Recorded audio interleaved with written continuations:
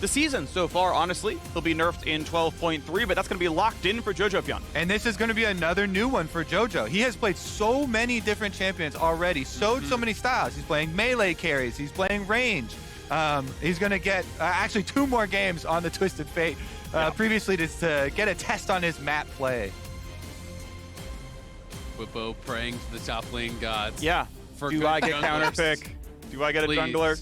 Gank for me, Santorin. Well, Santorin tends to put his time towards mid lane, but Jarvan definitely a good early ganker. Exactly, and Jarvan is very good, again, versus a lot of these very popular mid laners that don't have dashes of their own. Twisted Fate is one of those that you also want to put pressure on early on to keep in mid lane, or at least keep vision of them. So I think Jarvan is actually a really good early pick here from Team Liquid for Santorin. It'll be interesting to see where TL goes as far as mid, if they want to just go towards something scaling, control mage, or if they want to go to where more of the older school answers, things like the Sylas that can steal the TF ult and try to match the roams. You can go aggressive, something like the LeBlanc to just try to keep him, pinned under tower, utilize the kill pressure of LeBlanc plus Jarvan to try to really lock him down. There's kind of different schools of thought here. Yeah, they're hovering the Zillion here as a shout out to Bjergsen, but I think one of the other counters is probably more likely.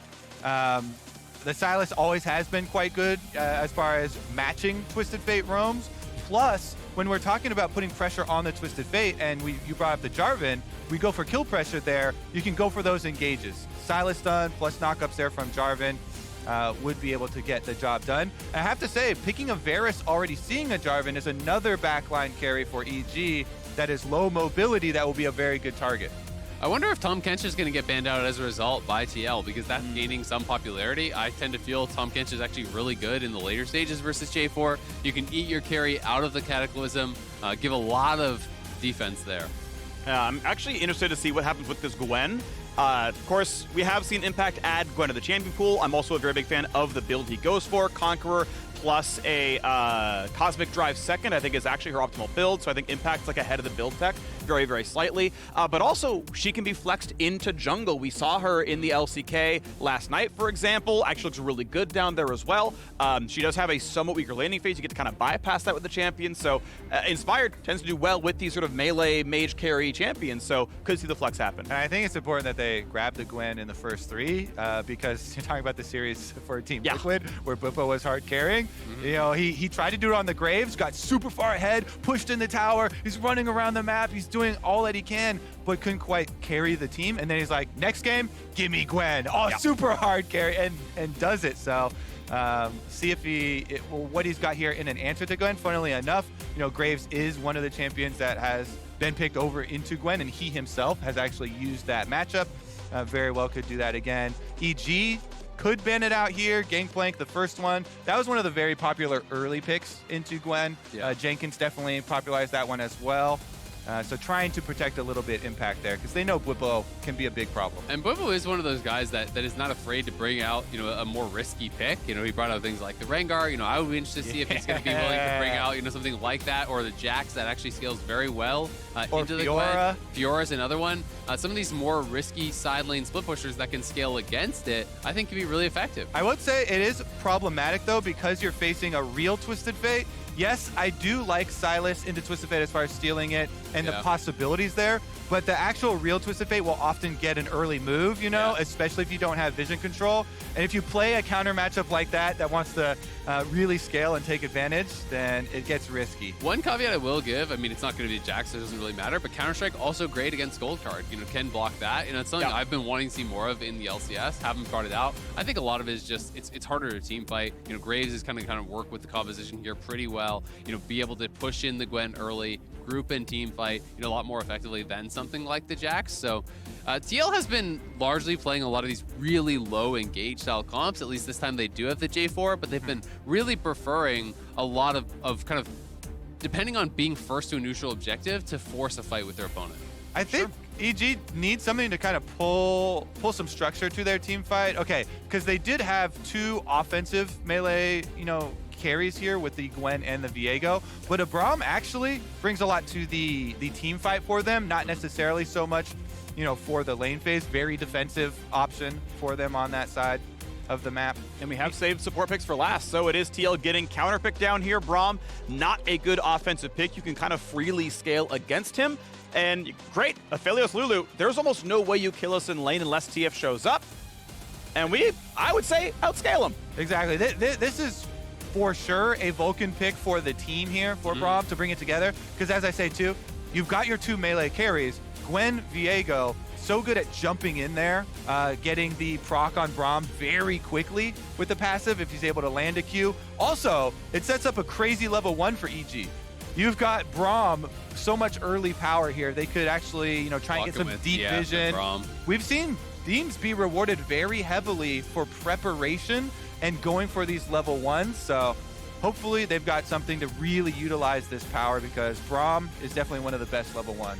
It's really interesting because, I mean, EG can play 1-3-1 very effectively, but I also think, with a rapid-fire TF and a Varus, you can also just fish for long-range gold cards. You have the ability to follow up with a Varus. Team Liquid squad has showed quite a few options. All right, we are on to this one. Welcome to the Rift. Welcome to the LCS Lock-In Finals, our second ever 10th year of LCS here, and it's going to be a fun one. The new look Evil Geniuses, 17-year-old Jojo Pyun, a rookie in the mid lane, former LEC MVP inspired, brought over.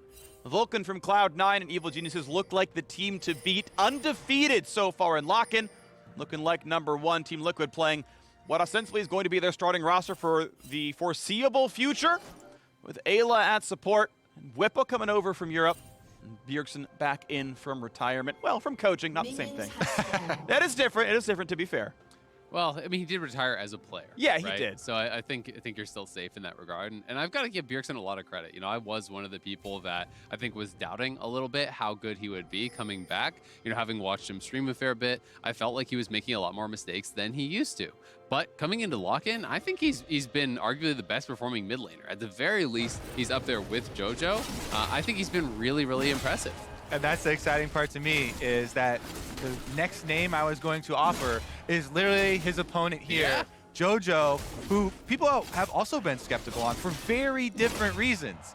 Bjergsen, extremely experienced and coming off of, semi-retirement from coaching, but JoJo coming up, the new young guns, North American talent, and a lot of people not giving full credit to the early hype train of academy lovers who really want to be on the bleeding edge, but he has performed extremely well so far in Lock-In. I think deserving of a lot of the hype.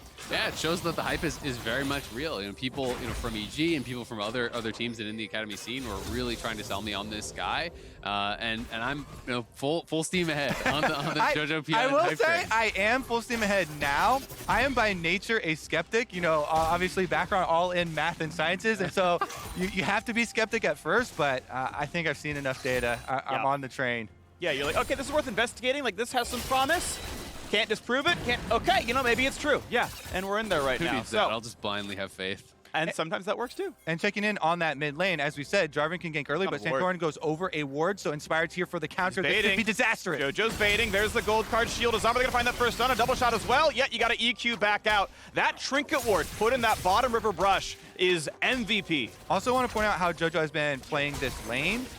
Very, very frequent harassment. Only one potion. Now Bjergsen finally chugs his last potion here on Sylas, and he's been very effective at denying the CS while getting the harassment down, even looking for the zone. There's no way you kill him, with that heal coming in. Zone off the minions that are dying there, still trying to die more to Bjergsen. Sylas, you always have this problem of trying to trade your health for your lane control, and it seems like he's having a difficult time keeping that one up. Bjergsen, though, will have to use the last remnants of his health before he teleports. Absolutely will. It's kind of funny because Santorin walked past that trinket ward and it was about to expire, but knowing that there was the counter gank, he's like, oh, I got spotted in a ward. So he immediately went back to the river, walked through the same path as his sweeper on, but the ward expired before he got there. So he never actually got to get that payout of at least clearing out that ward. And up on the top side, Bwipo going to have to be a bit careful here, as Inspired is going to help Impact just reset this wave and potentially grab some Krugs for himself. Okay, yeah. Looking at this one, this could be interesting because TL have managed to sit in a brush that I believe isn't warded, so potentially EG plays up too far. They don't go for the turbo push, they don't burn out all their cooldowns and mana, so all right, we walk back in, play for the wave normally. This would have been a normal reset timing though. If you're going to recall, you recall in front of a cannon. It means that they push, you don't lose more than a single melee minion. So it was a nice attempt at a bait. It doesn't mean anything though, and EG, Three-person dive. play it safely. Top side is where we're looking now. Jujubun is level 5, Whippo now the same, just a long sword, no potions left, but as the wave is cleared out, Whippo able to keep it off his tower, no dive. One of the most robust parts about Graves, you have so much AoE, clearing the wave there, denying the possible dive, the roam from JoJo, and because of the ward in Tribrush, even can stop the recall and delay this Twisted Fate more, denying CS. Yes, the teleport can be used to get there quickly, but that's a couple more dropped due to the roam up to the top side, and Impact's going to trade lanes. Yep, just going to be able to base there, and he wanted to TP back to try to catch the wave that was out of the tower because JoJo was going to lose a full wave. But what this has bought TL is Whippo actually fending that off means Bjergsen catches up in farm and gets another free base because he actually had to TP back very early. He was down 2 full waves. He matched that farm in the time that JoJo spent going top and then basing. Then he gets another free recall to actually buy another item and walk back to lane. So, you know, all of the kind of earlier lane woes that Bjergsen had now pretty much erased. The bonuses of absorbing pressure from the top lane and denying the possible play there, the time spent. I'm looking forward to time spent from Inspired down towards the bottom lane though, because Inspired versus Hans Sama is also another cool matchup. It's not an exact lane matchup, but obviously the former teammates looking to one-up each other now that they've come over to the LCS. You can see how much respect Bobo is actually paying to the fact that TF can make these roams and that he may be that focus pressure. Early Merc Treads as his first buy here is pretty atypical for a Graves, but going against Viego Stun, the point and click gold card, there's a lot of CC on this team, and the MR and move speed is going to be helpful against Gwen. So I think it makes sense if you're saying my role in this game is just to clear the wave and stand at my tower and not die while the rest of my team gets things done. Yeah, so far it would be a small checkbox here for Team Liquid because they avoided the early roam timer from EG. And Santorin, as we said from Champ Select with his Jarvan, trying to put that pressure on Twisted Fate. This was the 3rd pass that he made for by mid lane before transitioning down to the Dragon to pick up Team Liquid's first objective. And well done. That map has been useful. Obviously, it is a 500 gold lead still to EG. Most of that is not TF passes. They are outlaning the opposition. But TF with the first Dragon actually looks pretty good. Not the best individual Dragon stats-wise. It doesn't give you a whole lot that you care about. But it does start you on the pass that if you are looking for a Dragon Soul later on in the game, well, you're already a quarter of the way there. It's going to look pretty good. Top laner scrapping back and forth. Like the Merc Treads from Whippo, you got a lot of hard stuns from the entire rest of the team. You get tenacity almost everybody. And you're getting magic damage in the lane, so I am a big fan of that one. And now we get a fight in the top side as the ultis come across. Decent damage. Whippo attacks the minion for more. The Qs come out. The big ulti, the flash from the Q. Able to sidestep, inspired, stun. No death on a Whippo. And one of the important things in the escape here, whenever you're playing versus Gwen, so critical to move sideways when she jumps at you with the Q, because the center of the snip does so much more, and some people would get kind of lazy, you know, and just you know, face tank it or try and run in a straight line. But it's very critical to sidestep the middle of it, avoid a lot of that damage. Whippo had pretty good movement there. Also dodges out on the W stun. Ignite, oh, almost. One auto would have been the stun. Alo's already down flash, but it's nothing picked up. TF. Yes, here. Showing up on both sides. Bjergsen's here first, and then it's first blood in the bottom lane. Vulcan can find a slow, but not much else. As the squad runs away, staying alive barely, but summoners are down for EG, and a kill on the board for Team Liquid. Yeah, huge roam there, down from Bjergsen. Arriving first with that stolen TF ulti, they're the ones that come out on top on this, gets a kill, and now they're going to be able to take plates. I mean, Hans Sama had their trikrams all stacked up and was fighting back very heavily as they were trying to burst down Ayla. He returned so much damage. When Bjergsen arrives, it's an easy kill over onto Danny. They push it in, they get the plate. They have a 20 CS lead almost on this base for Hans Sama, so he's going to have a really nice buy. Plus, this is going to mean a lot moving forward. You already have first Dragon. If you're able to get that advantage for your bottom side, continue stacking up. But here it is. The flash and heal forward from Danny had been used early, so that's why so successful from Bjergsen as he comes in a split second before JoJo. The attempt there, just like 1 second of difference. Yeah. If they had been a little bit more proactive in coordinating that there and actually been able to punish could have been completely the other story. Absolutely. And Danny, I think, just needed one more auto onto Ayla, to actually proc that Braum passive. That's why he was going for that flash forward. If you get that passive stun, your Q is guaranteed, you're going to get that kill, and the fight can look pretty different. But unfortunately for them, it's these slim margins, and TL getting the best of them so far. Yeah, Hansama had the white gun. That meant the damage was really high from the Chakrams, and it looked tough. And again, the first step from mid lane so critical.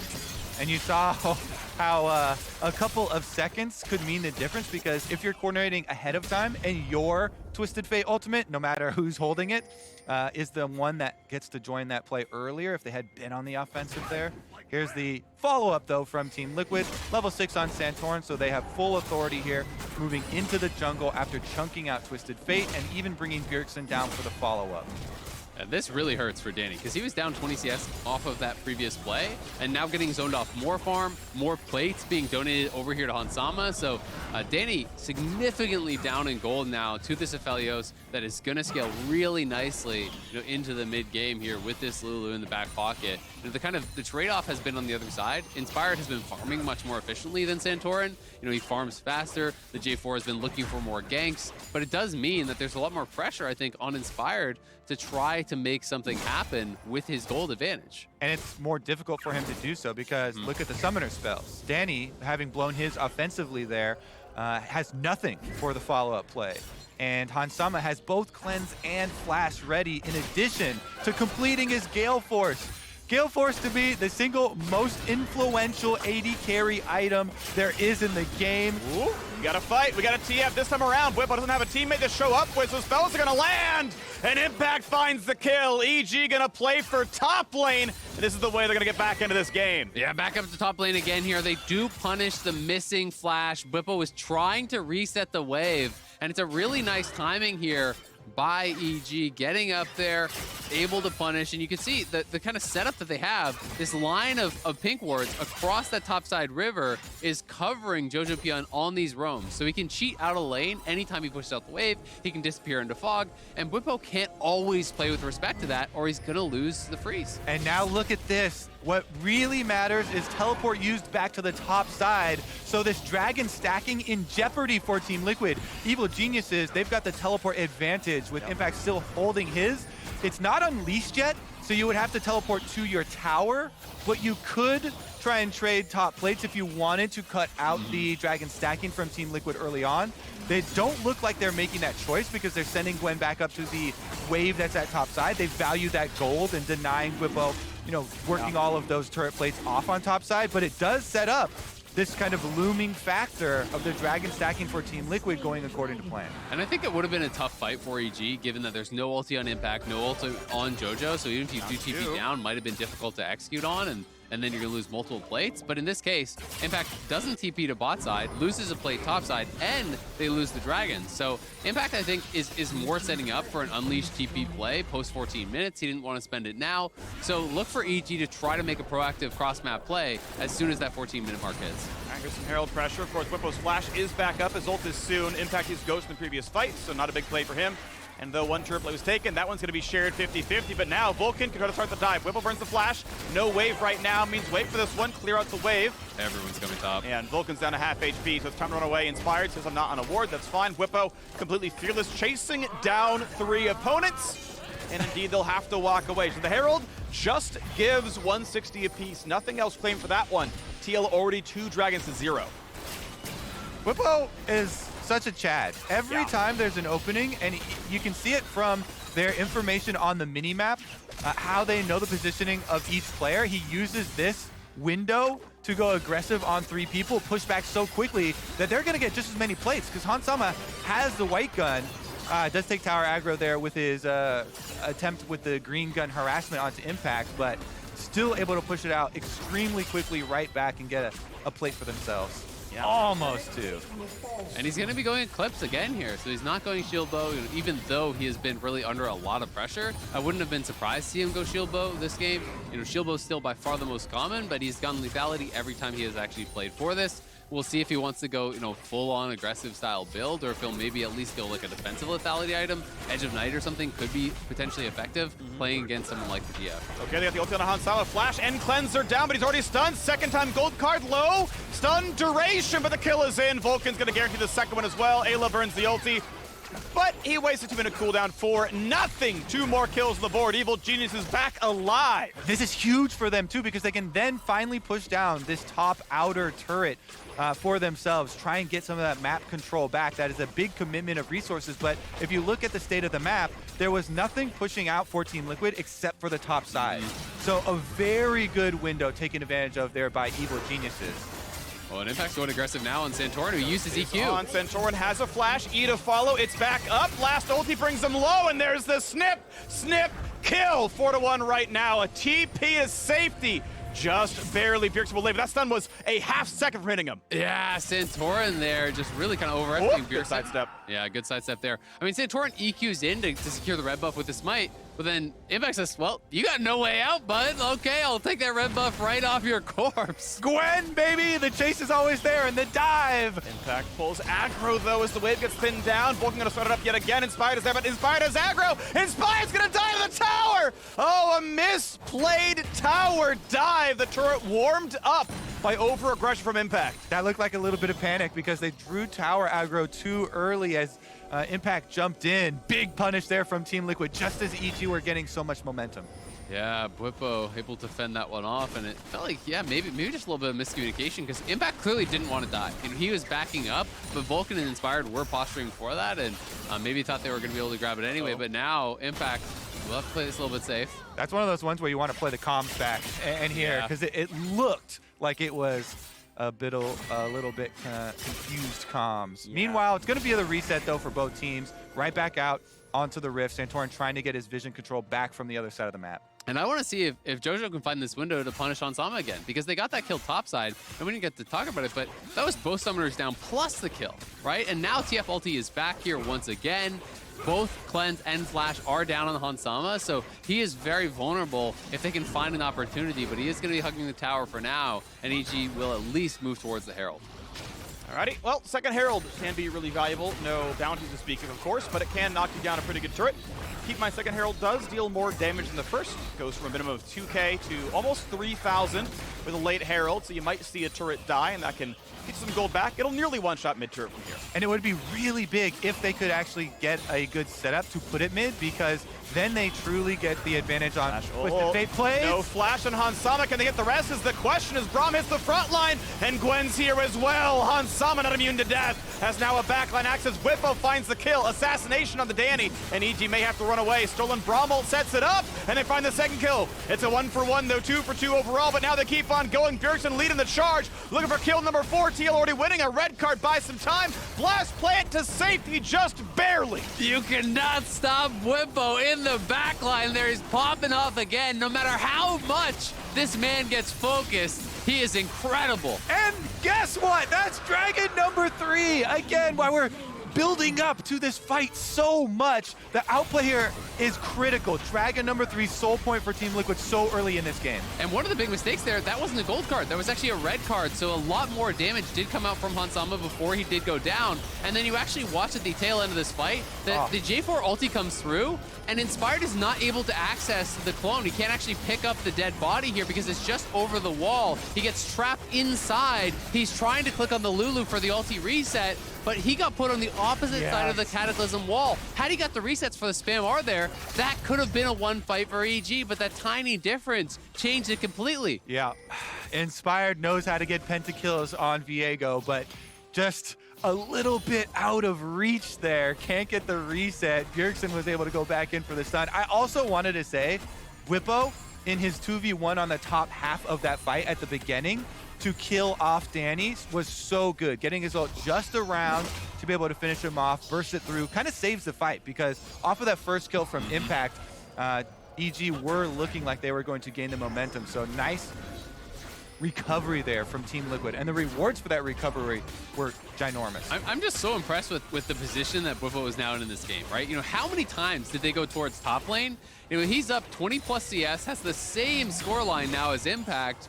And that's just such a difficult situation to deal with. But now, EG may have overextended here. Everyone from TL is around. Shields back down. Vulcan dangerously low. Vulcan will die. Santorin buys a lot of time. Lulu over the top, but it's one kill back. A second one picked up now as well. Do we get the resets? Not long enough. And now just left alone. Impact will die. A quadra kill. The Burger King is back. TL just absolutely eviscerate EG there, pushing up for Vision. TL was ready for it. You can see Bwipo. He is so happy in the player comms. They are popping off. They know this game is truly in their hands. JoJo was talking earlier in his interview with Travis. Who is this Bjergsen guy? What has he really got to do? What's so special about him? Well, now it's a 6-kill Silas. Let's take another look at this fight, though. Bwipo and Santorin starting it off. You get such an early health lead onto Vulcan, and then Santorin right into the center of them. Lulu ultimate for the follow-up knockup. They all get annihilated against the edge of the Cataclysm there. Man, you can see how clear the comms were, too. That was a Q flash from the Graves as the Cataclysm is coming through. They all get locked in on the end of the line there. The Q knockback, the ulti over top. Look at how much damage Bwipo did. Yep. No hesitation when he's playing this lethality Graves. He flashes in to maximize damage across 3 EG characters, and Bjergsen, it's cleanup time. And the reason that Bwipo always has this high of damage is he's always starting out these fights as Graves, you know, walking up, just forcing it face first. He is the engage. Auto-attacking to try and get his health lead very early on. And so him and Santorin starting that out on Vulcan and Team Liquid, no hesitation. It bodes so well for them. You know, this team is all behind him, ready to join on this play. And now Riftail actually going to get taken out before she gets up to the turret at all. So that second neutral objective goes down into the dirt.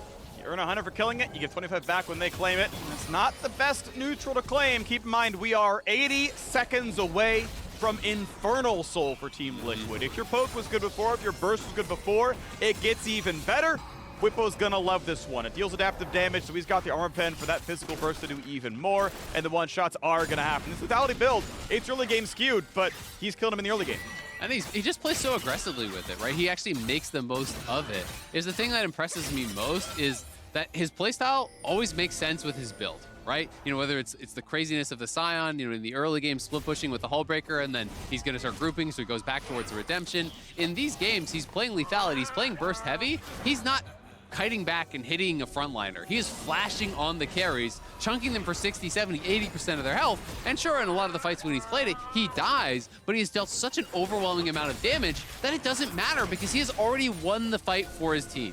And now that he's done so much work and won that fight for the team, you got to turn your eyes towards the person who collected the gold from the fight. Bjergsen already well on his way to completing the Cosmic Drive for Silas, where you just have so much ability haste. You can just spam out your healing. Plus, he already has the Zonias for more time, so it becomes incredibly difficult to take down this 5v5 for TL. You're watching Impact in this one as well. Here we go. Dragon Soul on the map, and it's Team Liquid who control the vision, but EG want to dive on in. Wards over the wall. They know what's going on. Bwipo is front lining into the Braum, and Chunks Vulcan half HP, now taking a lick of damage back. Impact on the flank. This has to be the play. EG must try to get in. Ulti comes in for TF on the flank as well. They're diving in, and it's going to be claimed. Hansama gets the soul. Jojo Pit on the back line, but shut down by Hansama. 2-1 so far. Advantage Team Liquid. Impact is trying, but Impact does not have the damage. A stopwatch gets him the time, and Impact will turn into gold just like Hansama did, but in different ways. And now Vulcan is left alone, will not live long, will not prosper. A joke I made before, but what hasn't happened yet is EG losing, but on the way, Team Liquid toward Baron. Fellas, I think this greatly hinders EG's chances of going undefeated in the lock-in tournament.